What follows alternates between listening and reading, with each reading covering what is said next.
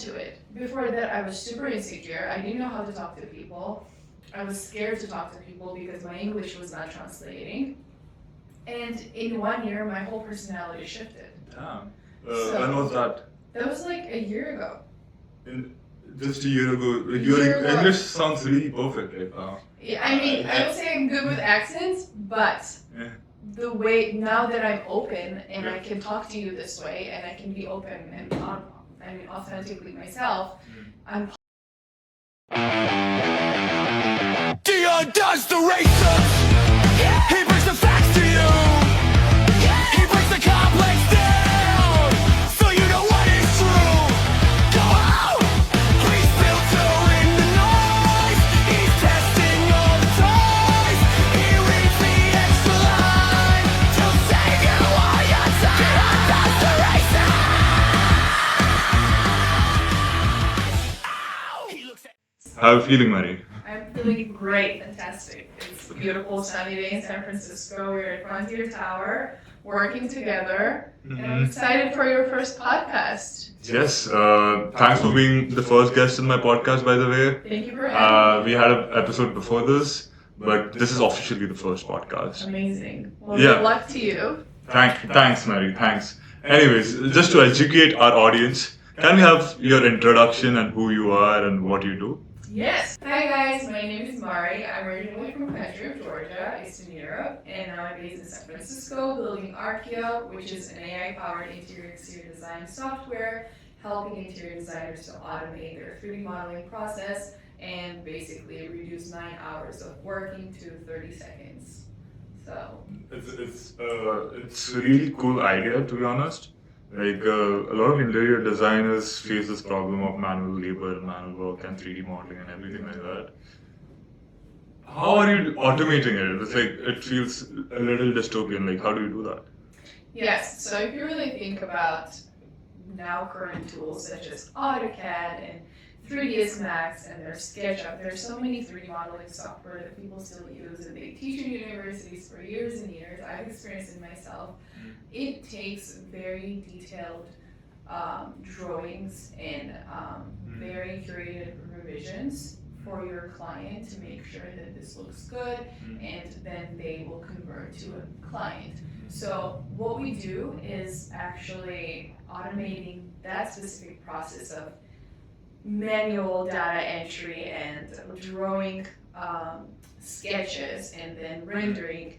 We don't have to do that anymore because there's so many AI powered interior design. Oh, let me actually start over. I have better ways to say this. So Yeah. what we actually do is in interior design, usually the architectural process looks like this when people use at least 5 software, which is architectural drawing software, and then there's 3D modeling software, and then there's rendering softwares. And if you really think about that, it takes more than 9 hours for a person to create at least one result for a client. And I personally think that it's a time wasted. And usually those clients don't even convert. Yeah. And usually designers give those revisions for free, but no one really cares about interior architects and how much time they spend doing this. So that's where I come from. I was an interior architect in an architectural company. It was very high-end furniture store, okay? And yeah, my clients never cared about how much time I spent. They wanted quick and quality. So that's when I realized, because our company was not moving forward with different technology and there was so much overload with clients, that's when I realized there's an opportunity in San Francisco. I made so many friends in tech industry and I realized how much we could do in here. And then I realized, okay, there's something that can be done in here and no one has done it yet. So we could just automate this whole 3D modeling process and it's not necessary anymore. No one has to do it manually anymore. So basically we're replacing the 3D modeling software in architecture. That is a really long description.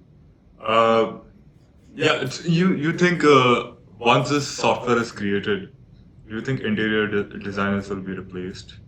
No, I don't think they will be replaced. I think Like you're doing literally entire revisions for them, 3D modeling for them. No.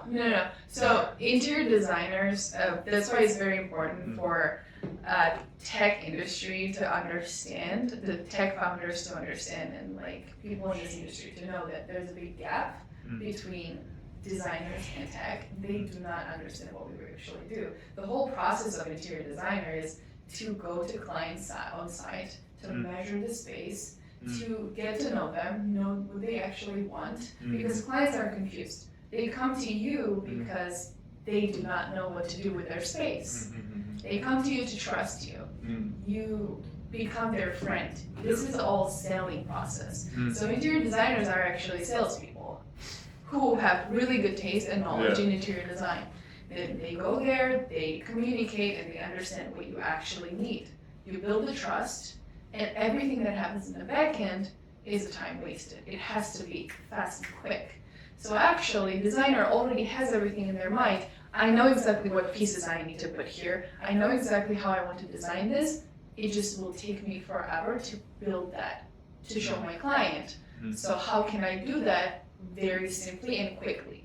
That's where we come in. We help the back-end system. That's a beautiful analogy. Actually, most of the world, it's like mostly selling. The back-end stuff is pretty easy. Even like I had my own service company. The most important problem was selling to a high-ticket client.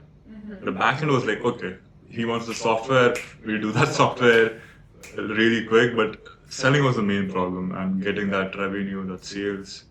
So that is a good analogy. Like interior designers are just salespeople getting you stuff, then the back-end should be automated.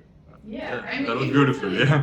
If you really think about it, I personally, as a person who worked as a salesperson, who worked as an interior designer, interior architect, I worked in the whole industry, and now I'm a founder.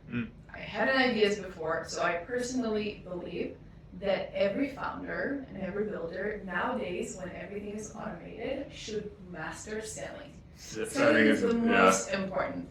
I can tell you like one story. I went on this ski trip with founders, and there was this new founder who raised a lot of money, and he's very successful. And we were talking about how we run our process and what are the little hacks that helps us to convert clients and blah blah. And I casually mentioned, because I really do this sometimes, that sometimes, because for me selling is, I believe that is the most important thing that founder has to know. I said that sometimes I take 1 or 2 days at the sales job a month, one or 2 days a month. It's nothing, right? It's not for the income. At the local retail high-end men's fashion. Just for practice? Just for practice. Because I know that in that store, there's only people who are rich are coming in and buying this clothes because no one else can afford it. So I know how to convert people in that industry. And then talking to them, practicing it. Because fact that now I can sell is because I was in very intense, high-intense sales in furniture store for a year. And I was thrown to it. Before that, I was super insecure. I didn't know how to talk to people. I was scared to talk to people because my English was not translating. And in 1 year, my whole personality shifted. Damn. When was that? That was like a year ago. Just a year ago. Your English sounds really perfect right now. Yeah, I mean, I would say I'm good with accents, but the way, now that I'm open and I can talk to you this way, and I can be open and authentically myself, unapologetically myself, and believe in myself, it's from sales. Because I mastered how to talk to people in their own language, how to analyze them immediately, and how to deliver in critical situations. That's when you earn people's trust, because you always find ways to answer. So I told this guy that, hey, like, I sometimes do this, and he was like, oh my God, I'm calling a car dealer shop where I live right now, and I'm going to start doing this. And he did, and he's now doing it every month, even though he doesn't need it.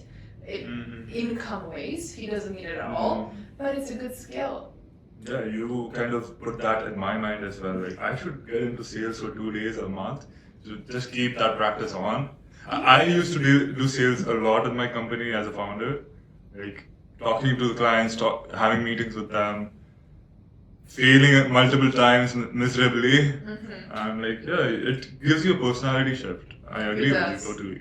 And I hope you found like a lot of high net worth individuals in these stores and furnitures. Mm-hmm. Did you? Like, what was it? Do you have any crazy stories? Like, I mean, I would say one thing that really, really helped me was my manager at this furniture store. I tell this to everyone.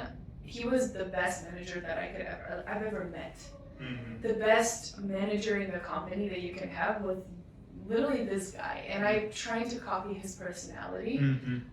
He's 80-something year old, no, 70-something year old man. Okay, so he's old. His energy is something that I've never seen in a young person. He would sit 25 salespeople and make us so excited to sell for a commission. And it would be like literally competitive, okay? Someone could literally grab your person and like steal from you. That's how brutal it was. But he would make us so excited, and he would make himself always available for us. And then when I told him that I have an ambition to become a founder, and I had an idea of like a luggage bag with scale or something, I told him, and he said, "Oh my God, Mari, you should do this, and you should talk to these people. Our customers are like very rich people. Engage with them and like see if they're interested. Like they can even invest in your company and stuff." So he was encouraging me, but he was also encouraging me to bond with my clients, so I would sell better. But at the same time, he was like, when you build that bag, I'm gonna put it in this store. I'm gonna sell it for you." This is like trust. And yeah, I mean, in a sales job, you meet with people in completely different personalities. Sometimes they just don't like you because they just don't like you, because they have a bad day. Sometimes they will waste 5 hours of your day, and you will build this resilience. You will build the patience that, hey, whatever happens, I won't expect that everything goes well, but I'm still going to put myself in there. So, I mean, there were people who taught me finance on the 2-hour conversation when I was selling a couch. So, the relationships are really important. Is what I've also learned. Like whenever you talk to people, build relationships with them, that's when you actually convert. That's when you actually get a lot of things out of. Like if someone offers me like $500 with no relationship, and someone offers me $500 with relationship, I mean, yeah, I would say like the relationships matter more than money in some aspects. Like I have some clients that are so handy that I can anytime call them. They can help me out. They can help me with this stuff, law, finance, anything like that. Relationships are really important as well, right? oh yeah. Yeah.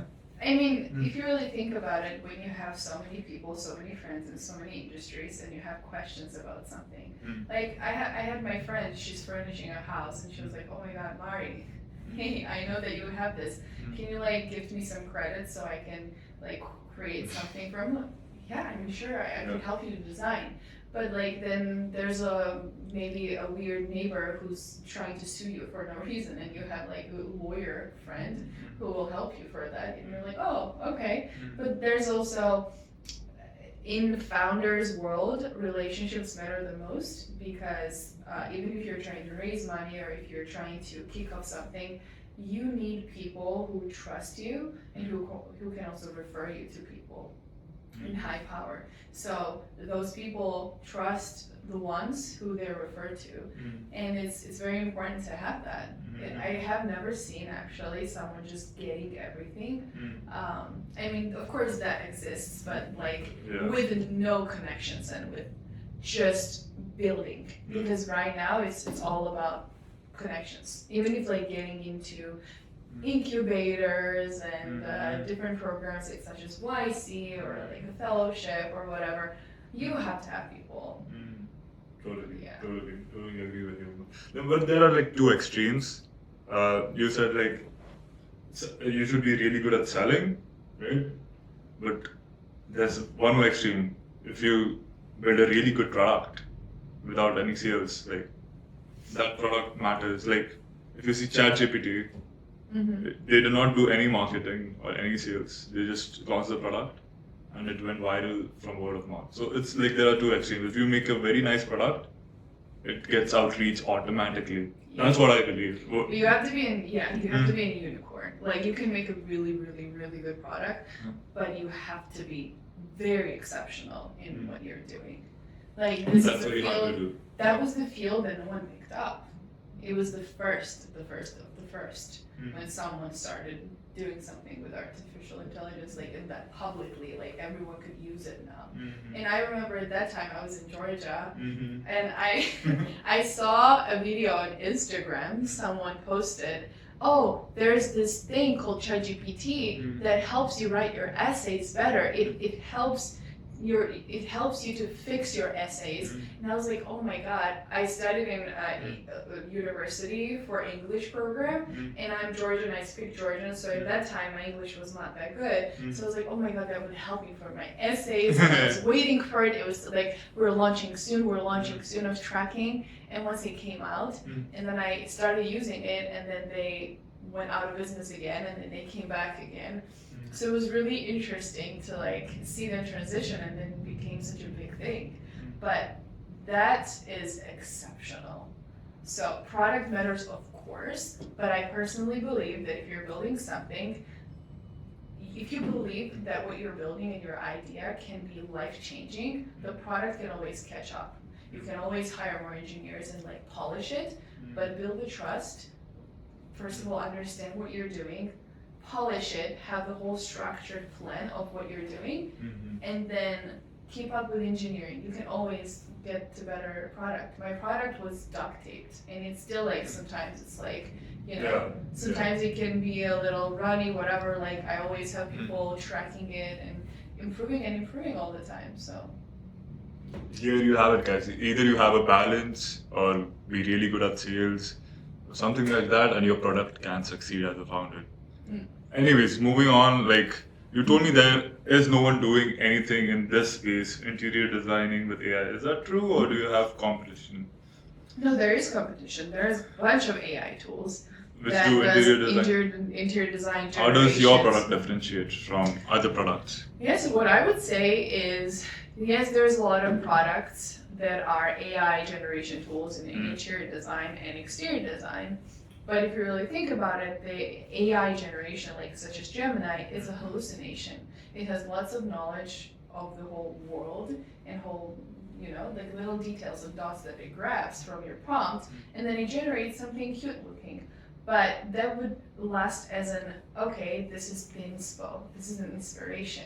What I'm trying to do is automate the technical process, the back-end engineering of design industry. And back-end engineering is you have drawings, you have technical drawings, and you have to take these technical drawings and convert it to realistic view. But these realistic renderings and 3D models also have to be super accurate and true to size, because you can't lie to client. It has to look exactly the same. So what we are doing is, we can imagine any kind of furniture, any kind of assembly, let's say like kitchen cabinets, in client's own space in seconds. So that would take me as an interior architect hours and hours, days and days, to build the whole AutoCAD 2D drawing from scratch, then take that to 3D modeling software, texture it, and then render it. Strong computer, 3 software. That's what we're doing. So it's true to size, based on building codes and trained on building codes, and basically curated for specifically interior designers. Yeah, so how does it differentiate from the already existing products out there? Like, Yes. What is your USP, unique selling point? Like, Yeah, so our unique selling point is that we're selling curated software for interior designers that is trained on building codes. It's not AI hallucination. It's not just basically, hallucinated, imaginated products. It's professional designer based on real knowledge. So you think your main competition is Gemini only, or Not Gemini. There's a home do design. you want to name the competitions you have specifically? I have to look them up. You don't. Home remodel, home redesign, like Do you think these models hallucinate? yeah. Really Yeah, much? it is a hallucination. If for us, when we build our software, of course it has AI in it. We use AI just to make the designs, the sketches come true. So it's still the Fine-tune, exact design, and we're just making it realistic. Yeah, so you have fine-tuned the already existing AI Yeah, models. so basically imagine 3D modeling, but without 3D modeling.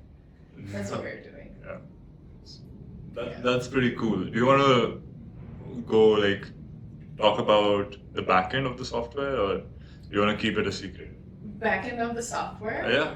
Like how the 3D modeling is done just through code. Oh yeah, so basically what we do, I mean I'm gonna share everything. Basically what we do is that we have the whole knowledge of how building codes work.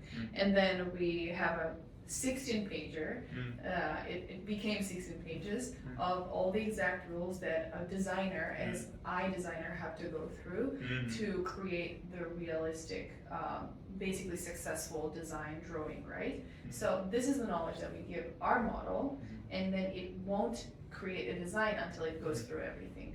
But client still has to do some work, which is when we upload their catalog, we will have their whole catalog in our platform. They can click and choose what they want to put in client space, and they can just like put in the room. So they will still be the ones who will put that in the room, making sure that it's according to the size and how they want it placed, and then generate it. Pretty cool. What are like the main challenges you're facing right now in your product? Main challenges, I would say there's a big traction right now, and we are in a need to fine-tune the product and make sure that it handles this big traction. There's lots of catalogs that we need to upload. There are thousands and thousands of SKUs, and it needs very well-engineered structure. So we are looking for onboarding new engineers. So yeah, Marie has talked about this before. If you guys want to get hired or anything like that, I'll drop your socials, Marie. So you can directly contact Marie for hiring. Engineers all around the world are welcome Yes. for an interview. But you're looking mostly for... I mean, I would say it's more preferred to have someone in here. I want to have my team here work together, and I'm looking for very unique people. I know that this is something interior design and tech industry are not connected. They're very disconnected. Even though we're in the same pod in San Francisco, it's still very disconnected. I want someone who at least understands the 3D modeling aspect of the engineering. At least use a Blender or 3ds Max before, or Unreal Engine, like has done game designing, so they understand what I'm working on and how it can be handled. And they're amazing engineers. So yeah, as I said, I have worked in game designing and Blender and with lots of talented people. But they're in India. If you are interested to hire people around the world, contact me. I'm open to it. Yeah. I'm open to it. But eventually, definitely would like to have my team here. But definitely, like, we'll start with something. Would you move them here? Would you fly them out if you get funded? Depends how much we raise. Yeah. Yeah, it depends. Yeah. Right now you're completely bootstrapped. We completely bootstrapped, yes. How much revenue you are generating right now? We reached 5,000. It's been just 3 months since we launched, and we have over 3,000 users. And now we are basically targeting to enterprise clients such as furniture retailer companies where they have designers, but they also have tons of catalogs, and they need a software where they can put the catalog and just go with selling and cover their clients on the spot immediately without visiting the places, ordering samples around the world that is expensive, and then your clients just take it and never bring it back, which is annoying. So yeah, we're solving your problems. Wouldn't the client be shocked, like, oh, I just sent out the requirement and I already got the entire product in 30 seconds? They would be satisfied, because I've seen them, they're like I've been in the conversation with clients. I was the one who also wrote emails, and I was the only one who was doing the drawings too, and all of his clients were like, okay, where's my drawing? When can we see this? And it's coming, but, and then they would be like, okay, can we change and do another version of this? And then I had to do at least 3, and all of them were free, which is, it's a waste of time for a designer and also for a company. So, What do you think about clients which are like highly against AI and they're like, oh, you generated this with AI or what? Oh, you generated this with ChatGPT. yes, What do I you was think? actually very scared before I started approaching interior design companies. And there's the whole design district in San Francisco. So I spent a month there, going there almost every day, talking to people and just absorbing the information, what they're looking for, how open-minded they were. It was very eye-opening for me. I realized that this is the time, because a year before, when I was talking to my, my boss and like people in the industry, they were super against it. And now there was also a conference that I also posted on Instagram. The story was very interesting. They were literally, the whole design company was talking about AI is something that we need to adapt to, and they were definitely not super happy with it, but they were like, there's ways that we can use it and we have to catch up. So they're definitely there and looking for some solutions. So I think it's the best time for me to just... At this time, if your company is not AI enabled, you're basically living in a stone age. Like, literally, and the clients who say like, I don't want AI generated. I mean, what is your problem, man? Like, why not? It's saving you time. It's giving you a quality product. Everything is perfect.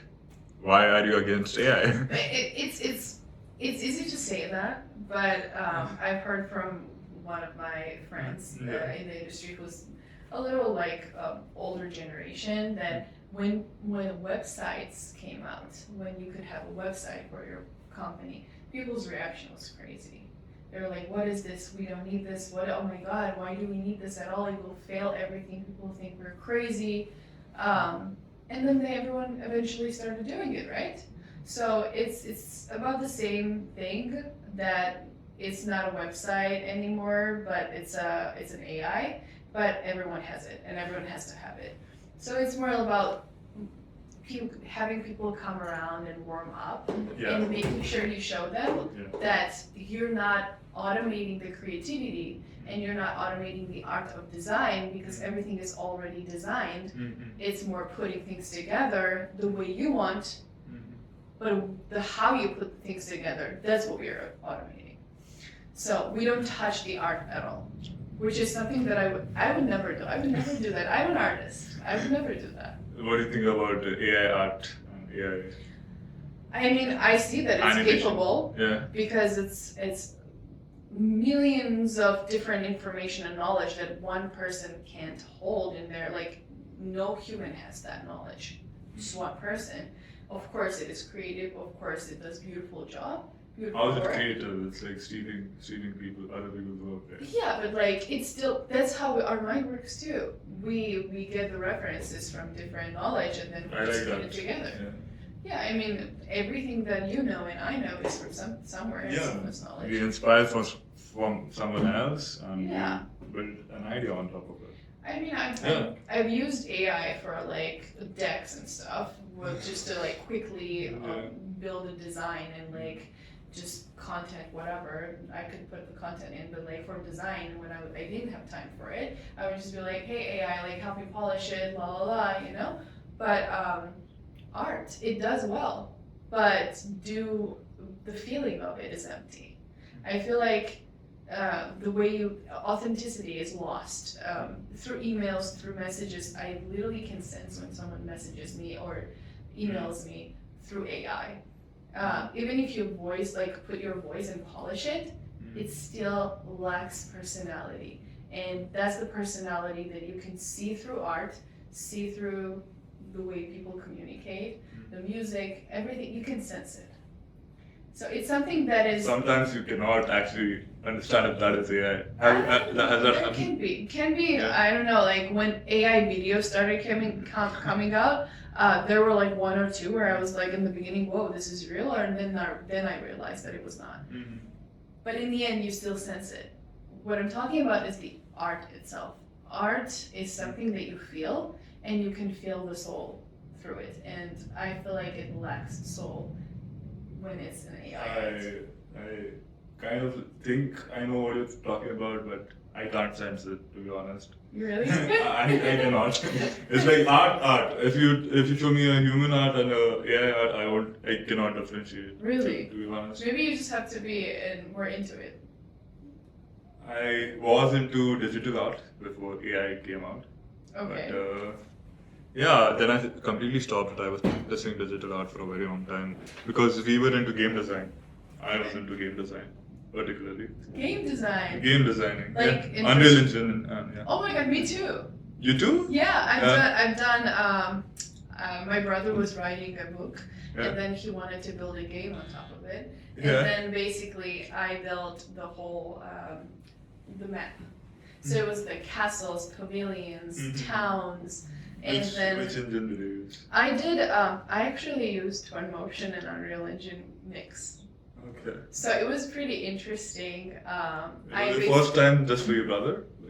I mean, for a game, because I did a lot of 3D modeling for architecture, I Yeah. already knew how to use 3D modeling software, and then I just combined some of them, and then the polishing and everything else was in Unreal Engine. So it was really cool. And then the computer that I was using was like duct taped together, was built on like different, and the computer crashed, and I lost my file, but at least I have renders of it. Thank God. It was such a big work that I did, and I was so sad when I lost the file. Which file did you lose? Like, the game I- file? Or? I lost the SketchUp file, the main file. It was horrible. It was horrible because I worked so hard for it. But I have some renderings. I can send it to you, and we can show it here. What kind of game was it? It was like open world. It was basically adventurous game, like. How long back was it? So he never ended up building it. He was like, he made me hand draw the whole map first. It was insane. It took me a week. He still has it. You're such a nice on his sister, desk. man. You're such a nice sister. You would. I just love art.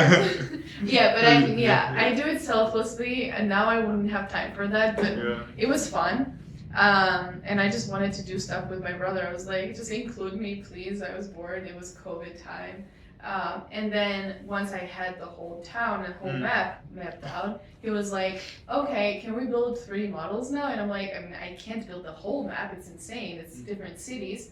But I started like building different like castles and pavilions and towns. And Damn. it was insane. It was amazing. I would wish you had completed the game now. Like, it sounds interesting. I hope he will. Yeah. He actually posted the AI version of like anime kind of movie about it.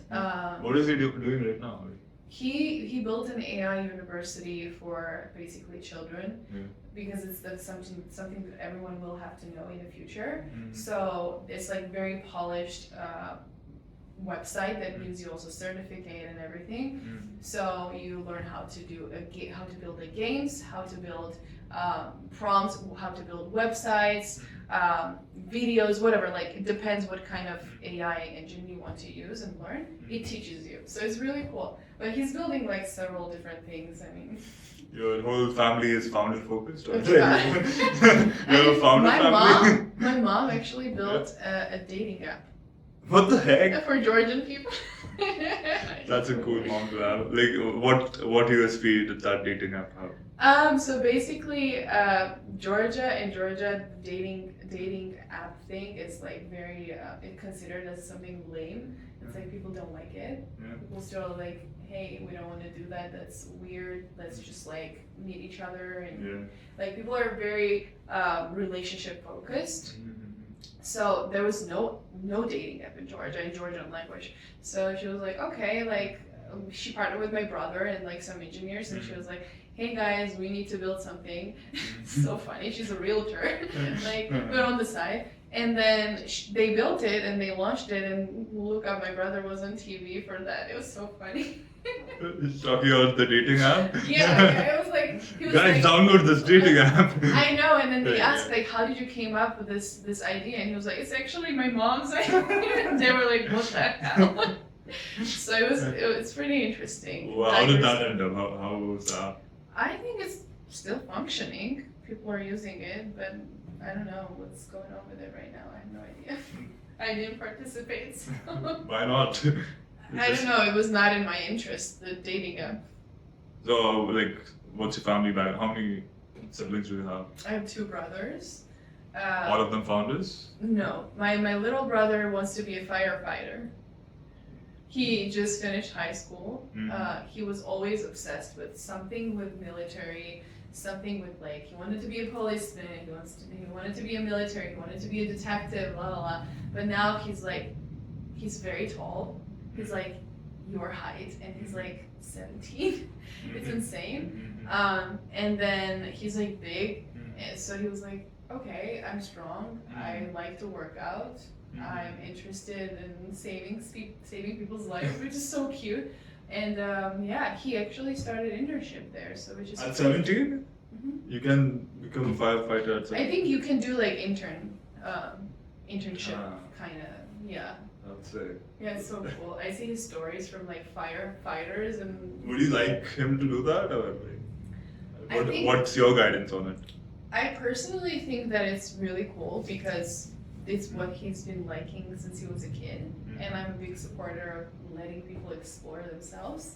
I changed my mind about so many things throughout the years, so I believe that like he might get interested about something else in the future, and he might change his mind. But I'm happy if he's happy. Yeah, man. Like most of the boys, like even me, I always wanted to be in the military and like go in like the planes and shit. Like, Really? Yeah, I always wanted to do that. Like, you be a fighter pilot, bomb some countries. I'm kidding. But it would be so fun to like save your country and Your stuff time to bomb others. I mean, I got bombed in Dubai. Now it's my time to bomb others. Your time to bomb. What the hell? I'm kidding. Okay. Yeah. Well, you can. What's stopping you from not bombing, but from like taking classes for like get a license for a flight? You know. That's just a pilot. That's not like a bombing Pilot license. You know. You really want to bomb? I'm kidding. I'm kidding. So- Peace, guys. Always keep peace. Say no to war. But yeah. Okay. Always wanted to do that, but yeah, good to hear of brothers at least following the passion every man has deep inside in his mind. Yeah, I feel like it's like pretty interesting. My older brother was always very rebellious about. He got into the best university in Georgia.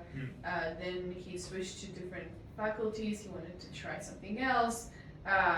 It was from like sake of family because it's like you have to finish university in Georgia. You have to, otherwise your reputation is like destroyed. Whatever. In India, it's much worse. Like Anyways, I actually heard, yeah. In India, it's like doctor or engineer. Oh, doctor, engineer. Yeah. That's in Georgia, it's like you have to have a degree, Yeah, okay. at least in something. Yeah. And it's and then he was like, okay, I don't see a worth in this for me specifically. He was in Amsterdam for an internship, not for an internship. It was an exchange program that he won from university, and he was like, okay, I just have to start filming a TikTok about crypto because that's my passion, and I just don't care. I'm gonna finish this 6 months and go back home and just do my own thing. So he became like popular crypto influencer in Georgia and quit university. My grandma had almost a heart attack about that. Like I was in the middle. I was like, hey, I understand him. Like give him a chance. La la. Soon after, like I still did university, moved to US, la la la. But then I was like, all these things that I learned in college, 3D modeling and hand drawing and that. It's no use right now. No use, and now I'm replacing it, which is pretty interesting. I mean, literally, I think the universities are like years behind right now to what is actually happening right now. So they are so years behind. Whatever I'm also in university right now. It's like it's my Really? last year. Yeah, I have not graduated yet. So it's like mounts of difference, you know. Like I'm in Silicon Valley here, and back in India, I was in the university. It's so different. Even a podcast I had before this, he was like, "University is of no use." That was all his conversation. Like, why are people still going there? Why not just learn through internet, YouTube, learn the latest technologies? That's how you should go in. You create products, stuff like that. That's what all of it is about right now. It is interesting. I feel like there's just so many fields that, of course, I personally believe that you have to study, you have to learn, you have to go to university.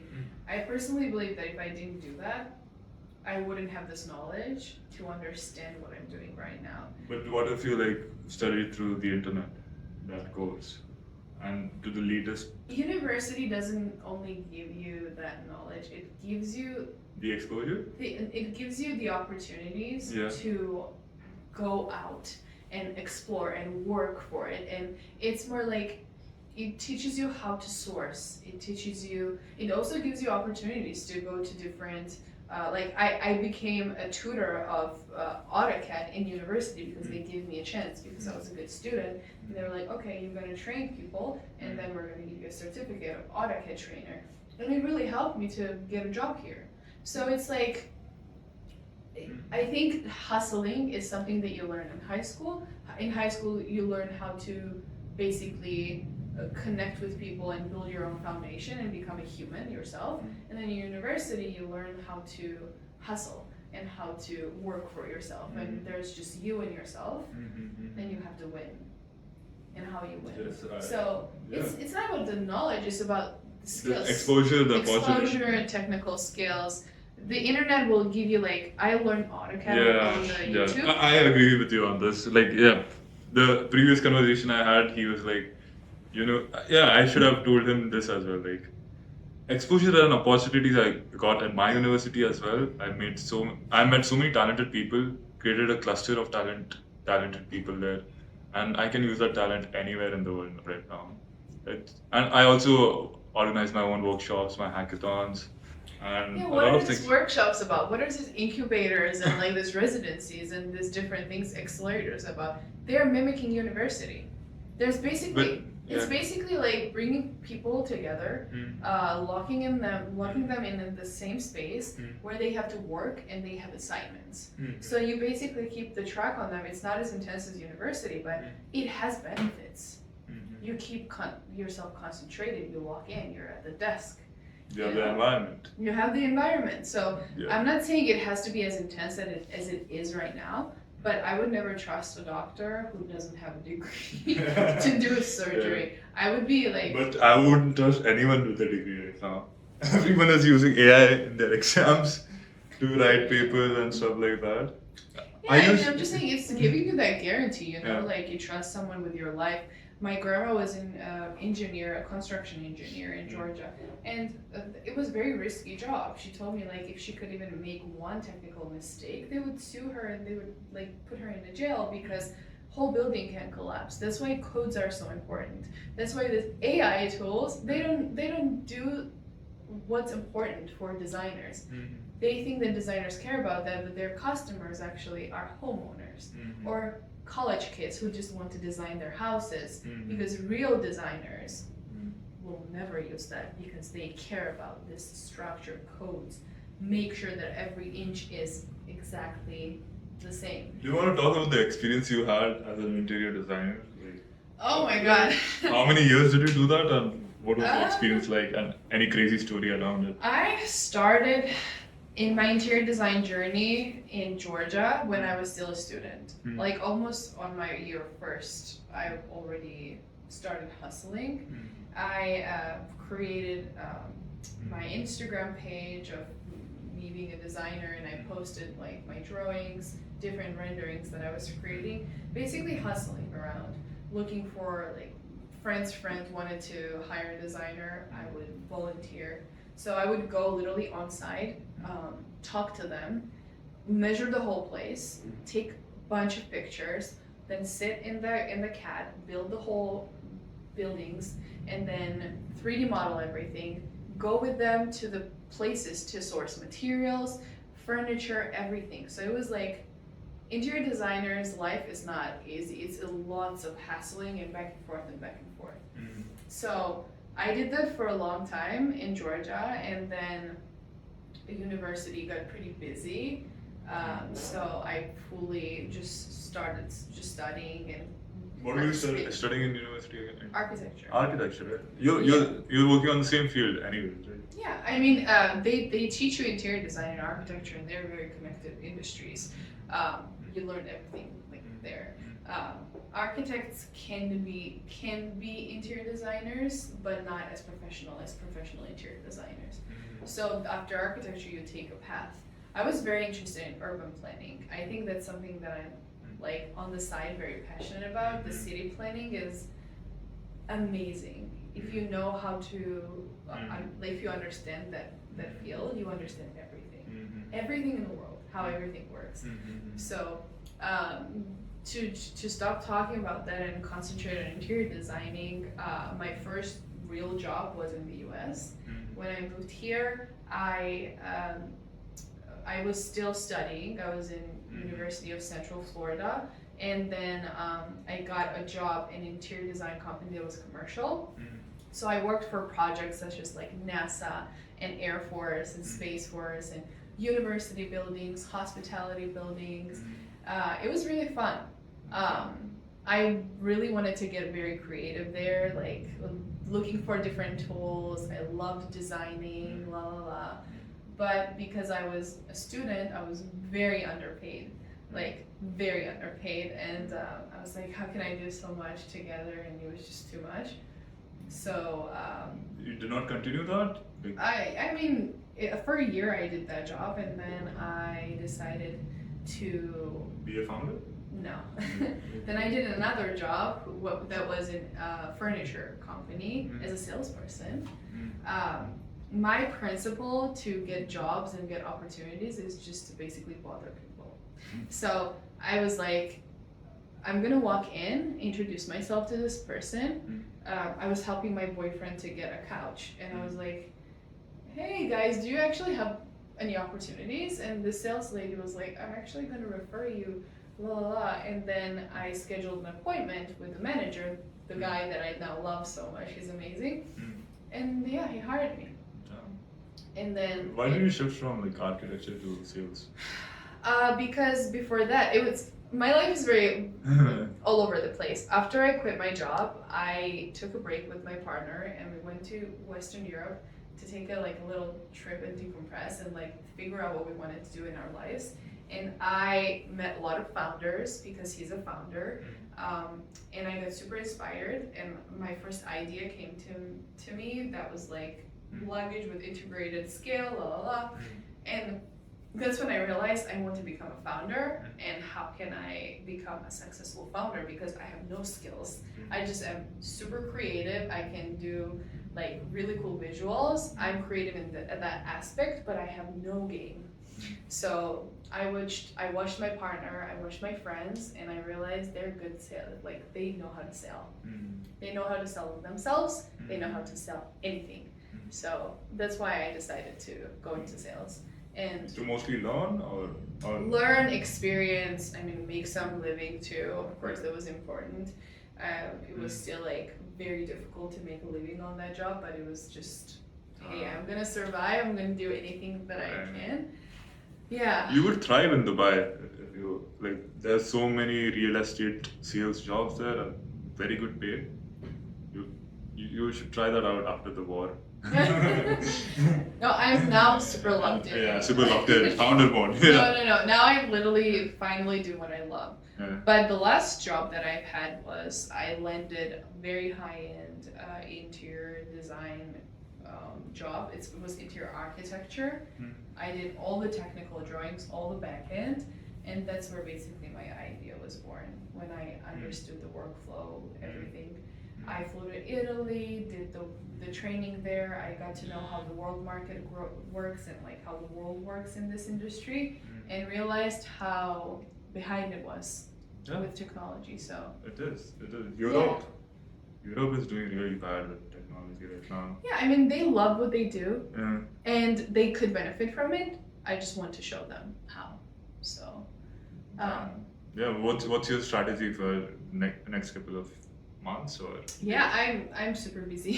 Yeah. I have a trip in 3 days to Italy to go to Salone, which is the biggest exhibition of interior design. The whole Milan will be taken over by this exhibition.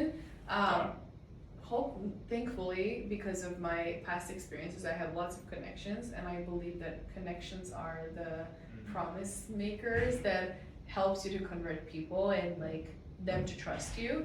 So I already have that, and I booked some meetings, and I'm hoping that I can get them Super cool, warmed man. up. Sales in Italy, in Milan, right? Yeah. Super cool. Sales, and also I mean that's how you build relationships. And then what I'm looking for is actually to understand how the exhibition works, because next year I want to participate, like create a little booth or something like that. Then I mean, I'm currently, very soon, I'm fundraising too. What else? I mean, I have so much going on. How much investment are you looking for? We're looking for 2.5 right now, and we're very basically rushing to onboard engineers, and I want to hire 1 or 2 people that I really like and want them in my company too, who are not engineers, they're in the different skills, and basically moving our product to the next step, where I personally believe in it so much, where I can trust it with my clients and my clients' products. So that's when it's fun to sell the product, you know. Like, oh, I believe in the product. yeah, like I believe in the logic and the idea, but where I got it to right now with duct taped product, I just want it to work well. So I just want it to perform. I don't want it to fail in front of a client. I don't want it to like not generate designs and everything. So that has to be controlled, and I don't want to stretch myself in like 5 different areas. I want to take a break from engineering and give it to the engineers. Pretty cool. Yeah, you're based out of SF right now? I mean, since how long have you been staying here? I've been here over a year. Wow. I've been living here, worked here, a founder here, so have a pretty good base. How did you get into the Frontier Residency program? Like, you applied for it? Or Through word of mouth, there's a guy, his name is Lucas, he's the founder of Belief, it's like something in crypto. And then I was at his one of his events in Frontier Tower, and Katya was there too. But then I met Lucas again at H of Zero. He was part of the H of Zero. And then he mentioned this residency, and I was like, wait, you're doing residencies and you're not telling me? Like, what the hell? And then he was like, oh, you're interested. And then he basically asked me some questions about my company and connected me with Katya. And then in one day, me and Katya just realized this is a match. And so. Yeah. Even I was very random into this program. I was like, in the very last day, someone bailed out from Frontier Residency, and Katya was like, Katya reached out to me because I was like asking about the program as well, and in one hour, like 30 minutes of interview, she got me in. I was like, what? All right, So cool. Sounds cool, and like great. Then they moved me to a hotel next day. I was like, oh, that was like that soon. That soon, Wow. yeah, that soon, yeah. That's crazy. Yeah, It was it's very like- random. But our batch is really nice. The people are very inspiring. Everyone is building something completely different industry. Very different. Very diverse. I've never seen this much diversity. Like, Yeah. We're also from all over the world, which is insane. yeah, no one is from like one country. No one is from the United States, for fuck's sake. It's SF. No one's from the US. Everyone is from outside. That was crazy. Oh, sorry, just a little bit curious. What happened to your brother? Like crypto influencer, then Oh yeah, he's now in the US. He's thinking of moving to Miami, but he comes here a lot. Is he still in crypto? Like, what's he up to? I think he sometimes does some. Basically, he teaches people about it still, but I think he's more AI concentrated now. He's exploring AI. He's very skilled with it. He's been tracking the whole like how it's growing, like what are the best models. He's really skilled with building things with AI. So I think he's just trying different things. But he's my favorite idea of his is the university thing that he did. Rebellious mindset. Yeah, I think it's really cool. I think it's really cool because it's not like it's not like a school, but it's called just university because children can learn about it. Because you can't not. Everyone knows that AI is the future, and it's something that everyone needs to learn. How old is he? He's 26. How many Instagram followers does he have? I think he has like 60 something thousand. Yeah. Yeah. That's pretty cool. That was the last time I checked, but not more. Because we are looking for like crypto influencers as well sometimes. So, yeah, he's really knowledgeable. Yeah, that's pretty cool. I have 3 months of university left. What do you think? Should I drop out? 3 months, come on.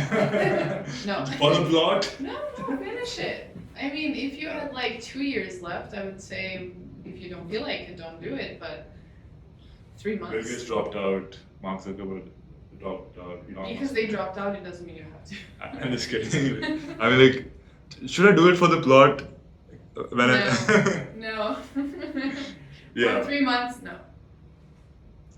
For 3 months, yeah. No. They might bring me back to India. They would call me, come over to India and complete, like, just sign some documents. How would your family feel about it? Did you try? They are like, do the degree, but they're really proud of me for some reason right now. Some reason. I mean, more like they were fully like, do the degree, study first, do the degree.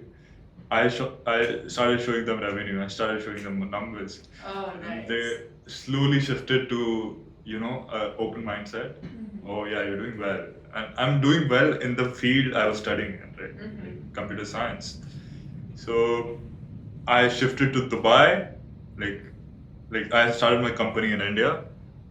Did some good numbers. When I took the call of going to Dubai and like keeping the university on hold, my mom was crazy, man. Like she was like, "What are you doing? Don't do this. Don't do this." But I was like, "Mom, this is the right time to do it.